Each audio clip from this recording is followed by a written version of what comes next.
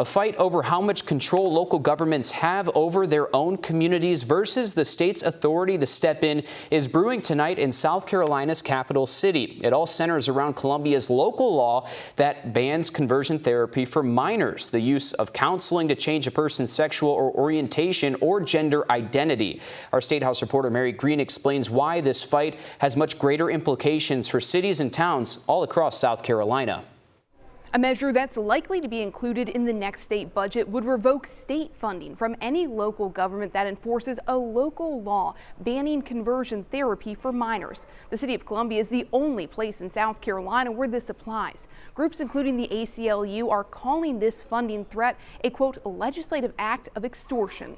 To put a budget proviso to say we're not going to give you money unless you enact or do something adverse to what you've put in place for the community you represent, I think is fundamentally unfair and usurps the legislative process. Richland County Representative Seth Rose says local officials are the ones who are in the best position to set local policies. Rose notes the state constitution prohibits the General Assembly from enacting laws for a specific municipality, and it includes certain home rule guarantees for local cities and counties to govern their communities. But Attorney General Alan Wilson, who just last month threatened to sue the city of Columbia if it doesn't repeal its ordinance, says this does not violate home rule. Wilson argues this local law contradicts both the Constitution's First Amendment and a 2022 state law. That law prohibits local governments from enforcing an ordinance that interferes with the type and scope of healthcare services provided by a medical practitioner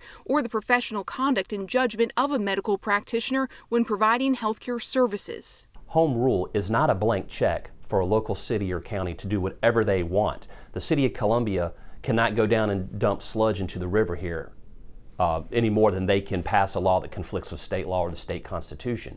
The full General Assembly will vote to give final approval to the next state budget, including that funding threat provision, here on Wednesday.